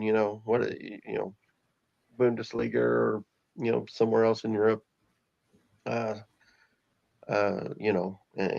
give it a run there. So yeah, I don't know. I mean, and there's been other teams that have been, I think we're looking at him. So, who knows where he ends up for sure. But yeah, it does seem like they're going to get a pretty good payday, and it'll be interesting to see what they do. And I think, they've already begun to kind of replace those guys. So, yeah, it'll be interesting. But I think, do they need to? They probably don't need to. But I think he wants to move, and it's hard to keep a player if they want to move to further their career. It's hard to say, no, you're going to stay here and you'll play for us, because then you just got an unhappy player that doesn't want to be there, and then his game suffers. You suffer because of it, and then you lose money because now he's not as worth as much as what maybe he was when he wanted to go. So, yeah, I'd say it's probably going to happen. To whether it's to Wolfsburg or somebody else, we'll see. Okay, well, Norwich did a double bounce into the Prem and back down again, in which in the last 3 seasons they ended up 13th, 6th, and 13th. So now this last season they had no parachute payment because they would only have gotten 2 for the single year in the Prem. And now they're selling players. They have players to sell, but do they need the money? Is this money going to go into transfers? And are they really, after 2 poor years out of 3, going to make a run for a top 2 or high playoff place this season? I think top 6 is probably going to be their expectation to challenge. I think Sargent, I think as Aaron said, it's a natural progression, a natural move. Yeah. He has been the best striker in this division for the last couple of seasons. He essentially does guarantee you, if fit for the entire season, 20 goals. Simple as that. I do like the idea. I actually think it might be a smart move for him to go to the Bundesliga. I'm a little bit surprised there hasn't been a Premier League club that may have come in for him, but realistically, the only Premier League clubs that were probably going to come in for him were going to be Leeds, Burnley, or maybe Sunderland, the newly promoted clubs. So I think from his point of view, going to Germany might be a good idea, because, you go to one of those 3 clubs, truth be told, in 12 months' time, you're going to be back in the Championship. If he goes to Wolfsburg and scores 10, 15 in Bundesliga, he probably then gets a move to a Crystal Palace, a mid-table Premier League side after that, maybe. Yeah, I think it's a natural move. I think it wouldn't surprise me in the slightest if it was all sort of pre-agreed between player and club, that he probably said, I'll give it one more season, see if we can get up at Norwich last season, and they had the sort of, okay, that's great, but if we don't go up, well, we will definitely let you go as long as a club matches the valuation in the summer. Which reading into it, I don't think there's any sort of fallout between player and club. I think everyone's sort of quite amicable about it and said, time for him to move on. Yeah. Okay, so if we have no more to say about Mr. Sargent, we have a couple of questions. I'll start with the more Championship related, and then it slides a little bit into more Wrexham related. So first up, where are we? Let's hit this one. Question for Mr. Merrill. Did you see the ownership video earlier? That's Benjamin Bloom's. And do we not both have the best owners in the Championship? So first up, did you see the video? It was a ranking of best owners in Championship. It popped up on my notifications. No, I haven't seen it as yet. Sorry. So you don't know where Birmingham is in the list? No, No, I don't. Okay. No. Aaron, did you see it? I have not. Same thing. It popped up. I haven't watched it. Spoiler alert! Come on, let us into the little secret. If you want to know, okay. Birmingham came fifth, I believe, fifth or sixth. Can't remember which. Okay, Yep. pretty decent, pretty high. You got a little bit of slapped for the fact that the new owners were the owners when you got relegated. So it was a little bit start, they messed it up. Great looking future, but the future isn't here yet. So he was trying not to push for potential in the future, more what has happened recently. So put you in fifth or sixth. Have a guess where Wrexham went. Third?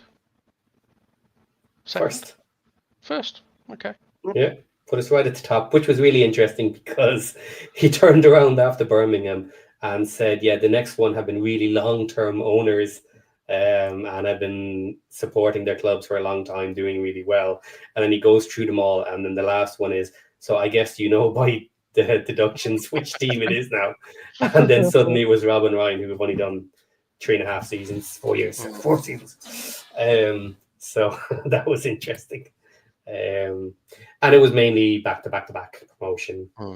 That was kind of the reasoning, and just the fact that he likes what they're doing in general for the club, how they're running it and everything else. Yeah, I can understand his reasoning for that. Not saying I agree, not saying I disagree. Who was? Well, do you remember who else was on the top 5, Patty? Just out of curiosity, who you rated second, third, and fourth? I kind of scrubbed through it because I didn't have enough time. Yeah, I'll watch it tomorrow. I just haven't had a chance. I know who I would have top. It'd probably be. I'd have Gibson at Middlesbrough. Okay. Middlesbrough were high. I'm not sure exactly where, but they were high. Because he has essentially been their owner for absolute donkeys, and he's done wonders for that football club. To be fair, and I would have him right up top purely for the longevity of it all. That's where I'd say I would totally agree with his assessment about our owners. I mean, they've only been in the door 5 minutes, and they were in place when we got relegated. Same with your ownership, albeit you've had a lot of success over. It's still only it's not long, is it? To be fair, if he'd have said you guys were 10th, I think that's fair because of that first hire. Yes. I mean, how do you make that higher? John, I'm going to need an explanation here. Do you want the real? Do you want the real explanation? For Yes. It? Yes. Gary Cook is best mates with Wayne Rooney's agent. There you go. That's why he got the job. Okay. I have another question that may or may not be related, depending on your answer.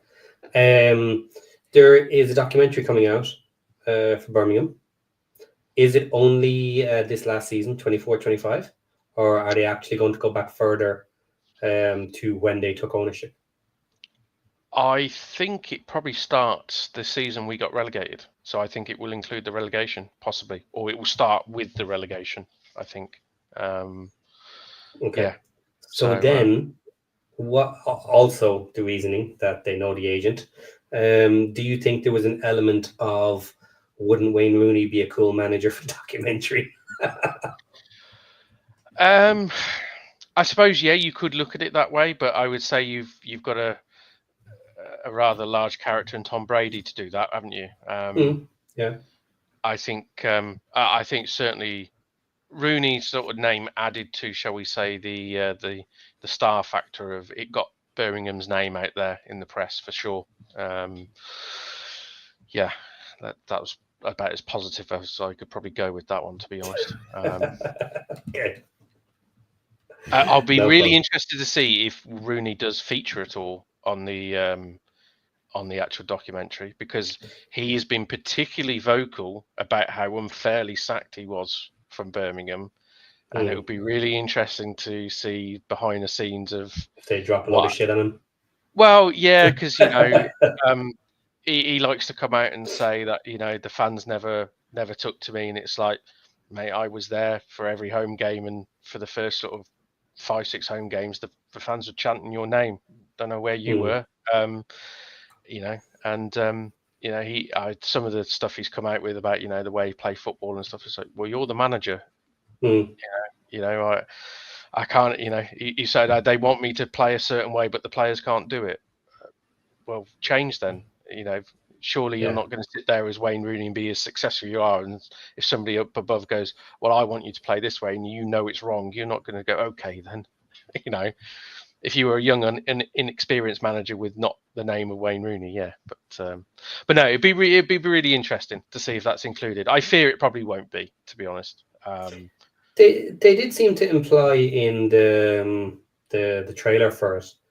Didn't he make Tom Brady make a comment saying that everything he does is like he can succeed, and then it cuts to the fact that they got relegated or something. There was something there about Rooney, and they did mention Rooney. And I think the implication was they were trying to make a joke of him saying, everything I do is perfect, and then they cut to, well, we fucked up the start of it. Yeah, I think he made a comment, didn't he, in the trailer where he says, I believe all success starts and stops at the top, and he said, and we screwed up, which I'm guessing was sort of linked to appointing Wayne Rooney. So yeah, like I said, it'll be interesting to see. I just fear we won't get to see the juicy bits. It'll probably be glossed over, I think. Yeah, a bit whitewashed. Yeah. Okay, so another question that was popped up here. Is there a limit on international players in the championship teams? Not really. Not that I'm aware of. Yeah. There's certain they've got to meet certain criteria, correct? And then there's you've got 4 what they call ESC slots that you can use on players that don't fit that criteria. So it's something like if they've played a certain amount of games for their national team, or there's a few. I don't know the exact rules, but I know there is something to that. So you can use ESC slots on 4 players, but you don't have to use those slots on a player. So I think saw somebody asked the question the other day about our new player and whether we would have to use an ESC slot on him. I don't think we will because he's played internationally. I would be surprised if we would have to use one on him. And so as long as you get players at that level, you don't have to use those slots, but you have 4. So I don't think there's a limit technically, but I think you have to, there are limits. There's rules within that kind of dictate. Isn't it something that, like, realistically, the level of player that you sign at this level will automatically pretty much qualify? I think most do. Yeah, I think it's only if you're in the lower leagues you go and pick out some obscure Bulgarian right back who's like no one's ever heard of. Right. Yeah. Exactly. Yeah. Whereas your left back's played, I don't know how many games in Serie A, so you would think he's played at a top league in Europe. So. Yeah. Yep. Exactly. Okay. Then what else do we have here? We have. Okay, from Sarah. Just curious, does anyone here think that the points deductions are fair? I assume fair to the team in general, as in giving points deductions. And I think when she asked that, I think it was in. I think we were talking about Hull. I think it was Hull at the time we were talking about. So it wasn't the Chancery stuff. I think it was Hull we were talking about when she mentioned that. That's interesting because I don't know. It is a good question. It's something to kind of ponder because is it fair to give points deductions that affect the team's? Basically you're given a sporting deduction for maybe a financial issue. Does that make sense? Yeah. So the argument is that fair? I don't know if that's what she meant, but that's how I took it. Okay, well, giving a financial penalty for financial problems doesn't exactly help you with your financial problems, first of all, if you've gotten yourself into that side. Correct. So that's one thing. And you can argue every day, well, what do Mhm. you do about that? And it's up to you to run your club well. So everything, some people would say everything is fair. Tough shit. Mhm. Didn't run your club well, your problem, Right. right? Yeah. Well, leaving that aside, that's one thing. Are points deductions fair? No, in my opinion, no matter what it's for. And there's a simple reason I say they're not fair as a general principle is because they do not affect all teams equally. If you are a team that is in the bottom half of the table, having a points deduction could very quickly get you dumped into relegation and drop down a league. If you Mhm. are an upper league team and very comfortable being there, like we spoke about Leicester, you Mhm. can give Leicester as many points deductions as you Yeah. want. There's almost zero chance, not an absolute zero, but there's a near zero chance of them getting relegated Yeah. from points deductions Yeah. You in could one take 20 season. points off of them. They're not getting relegated. You know what I mean? It'd have to be massive to Yeah, and take you could even go as relegated. far as 40 points and they might still survive. Right. Yeah. They could still potentially get 50 points, Yeah. survive relegation, Yeah. and and and so they would have had 90. You take 40 away, they'd end up on 50 and could still survive. It's a lot of points. If you're Mhm. getting near 40 points, then obviously you're in danger of a lot of other things like being banned and stuff. So, being removed from matches and things. Mhm. So yeah, I don't think they're fair from that point of view. But then I guess they're not fair on the club in for the fans. But unfortunately, the fans don't really Yes. have any say in any of it Yeah. in the first place. So I think I'm more on your side, to be honest, Paddy. The points deductions, are they fair? Depends what for is probably the honest answer. If we're talking about financial breaches or I won't lie. Financial fair play is stupid to me. mm, Yeah. I don't agree with it. Um, there is a point of me, or there is a part of me that kind of says if you've got an owner that's willing to put money into the club, well, that's yeah, their decision. Mhm. yeah, Um, I think obviously, I don't necessarily. I don't think points deductions for PSR and that side of things is fair. I think what they'd be better off doing is if you wanted to punish a team for spending too much money, give them transfer embargoes. Don't Mhm. give them points deduction. Ultimately, don't give them like a 9 point deduction that might hurt them for half a season or something or one season. Give them a 3 window transfer ban where they have to go and look at low markets or free agents for 3 windows. That will hurt them Mhm. more. If you wanted to mm, teach the owners a lesson for spending that way. Yeah, points. I mean, I'm a bit biased because obviously we got done for points deductions and we were rightly banged to rights. We broke the rules, so we deserved it. But um, yeah, I don't know the answer of what the best mm, way of doing it is. I'm not sure we have the right way of doing it now. yeah, Is what I'm trying Mhm. to say. Yeah. I'm kind of in between. Um, and here's why I say that. So I think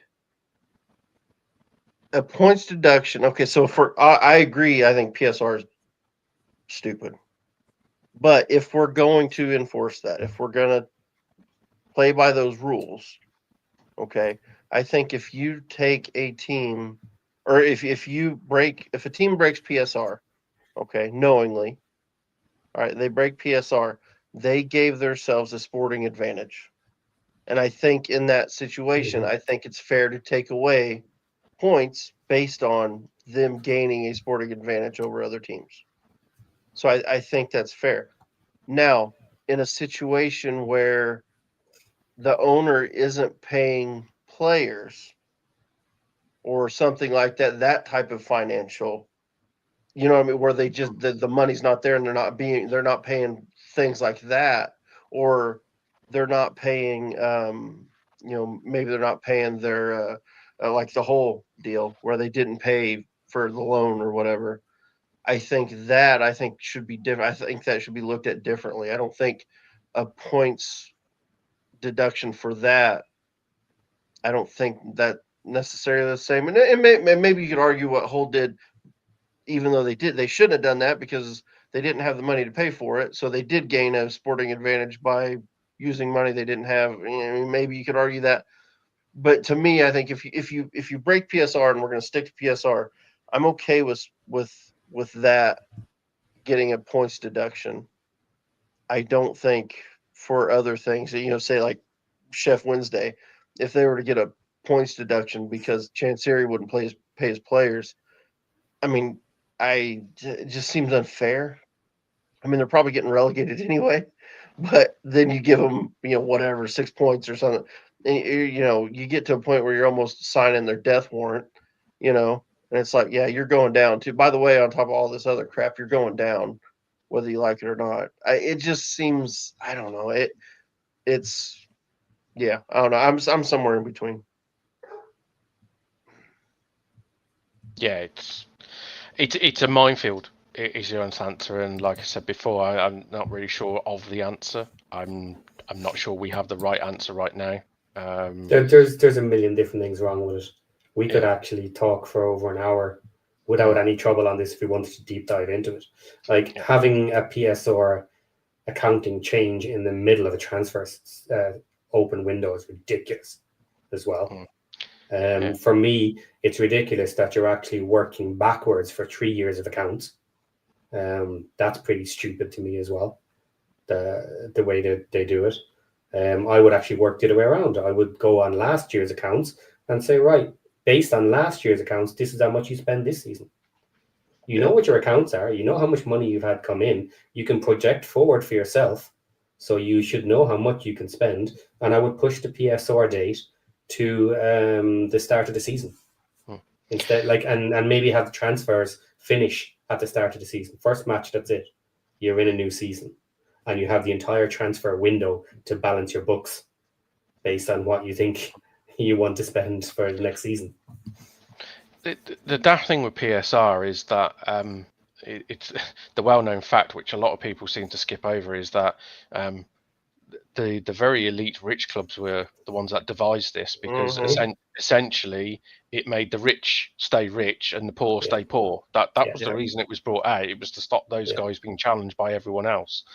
And the daft thing that I still can't get my head around is, like you mentioned about the rules we have in the Championship. The clubs vote and agree on this every damn time the rules change. It's a vote done by all the representatives from all the clubs. So, to coin that old phrase, the turkeys vote for Christmas, don't they? Essentially, it baffles me. It really does. And yeah, like I said, I don't know where it goes, but essentially something will need to change at some point. What it will be changed to, who knows? I just have no faith in the rule makers, I'll be honest, going forward compared to what we have now. Yeah, interesting. This has kind of gone on longer than I actually expected. But one of the other things that has come up lately with it as well is the idea of changing the amount that you're allowed to have. So one school of thought is, okay, well, the amount should be adjusted for inflation so that you basically have the same amount of money each season that you're allowed to lose. Whereas a different way of looking at it is, if you want to pretend it's about sustainability, then you shouldn't be adjusting it, and teams should be getting better at losing less. You should be making your team more sustainable as it goes on, and inflation will simply do that. You're allowed less losses, and you get to a point that teams are healthy. But we know it's not about that. That's not the reason they did it. Yeah. They just gave it a name that people would accept it better. Mm-hmm. Yep, totally agree.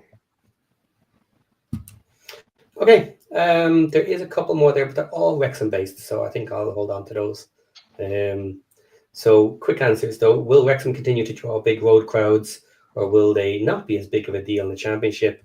Yes, they will, because nobody can get home tickets, so they're going to go to the away matches anyway, and we will use every ticket that we can get. Plus, it's Championship teams that everybody wants to see. So yes, answered. Windass deal is the big one at the moment. We're going to steal them from Sheffield Wednesday now that they've been released. Question here was, will it be hijacked by other teams? He supposedly has a medical on Monday. So I was going to adjust this slightly to take it away from Wrexham. John, how often do players run around, do multiple medicals for multiple teams, and then pick and choose last second? Happened with us last summer. Alfie May was having his medical in Huddersfield. Rumours have it that he took a phone call, disappeared to the toilet, left the Huddersfield training, drove down the road, went to Birmingham, signed for Birmingham. So it happens. Well, that was different leagues, so I would actually, I'd allow that. Well, no, because obviously. Last year. Sorry, you were going the same league, yeah. Okay, but Birmingham was most likely going back up. Yes, Although Huddersfield had a shit season, but they were expected to do well. Well, So that's an everyone, interesting one. Everyone expected us first and second, didn't they? Mhm. And of course, at the time, the manager, I forget his name off the top of my head, but it was Alfie May's old manager when they were at Cheltenham. So there was a lot of links there, and he wanted to move back up north, and also so it kind of looked like a no-brainer. But yeah, the rumours are, and I'm not sure how true it is, but it's fair few people that are in the know say the same thing, that he was literally halfway through his medical, his phone rang, he disappeared to the toilet and snuck out the back door, drove in, got back in his car and went down to Birmingham's training ground. So yeah, I'm sure it happens a lot more than we probably know, is the honest answer. And to keep it championship related, not necessarily just Wrexham. So the two teams that are looking to hijack, apparently, at least it's been reported by Ben Jacobs, Coventry and Norwich are both interested, or both wanting to try to get something done. But apparently he has agreed terms with Wrexham, and so the medical is supposed to happen tomorrow. Fingers crossed. I'd love to see it happen. It's a no-brainer, really, because honest answer is, does he play week in, week out for Coventry and Norwich? He does for you. Yeah, he definitely does for us. Definitely plays for us. I don't think he does at Coventry because they have Radoni, and I'm not sure about Norwich, but he'll be very important to us in this coming season. That's one of our linchpin players. It's key to the system that Parky wants to play. I think so. Yeah. Okay, and then speaking of seats, this was when I was talking about Chansiri. Is the club going to do anything about the pink faded seats? Are we going to get the blowtorches out and make them look red again? I assume we're going to wait till next season when the COP opens. I wouldn't be surprised if they made the seats look a little bit nicer everywhere else so that it matches the brand new COP seating when that's done. I don't see the point in doing it this season. Okay, and that is it for tonight, guys. On that bombshell that no, we're not going to tidy up our seats until next season. We will catch you again next week. We will catch you midweek for members. We will do our member show during the week, and we are nearly done with the teams.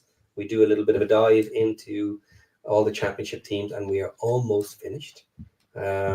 So we said before, guys, thumbs up, subscribe, all that good stuff, and we will see you again soon. Bye.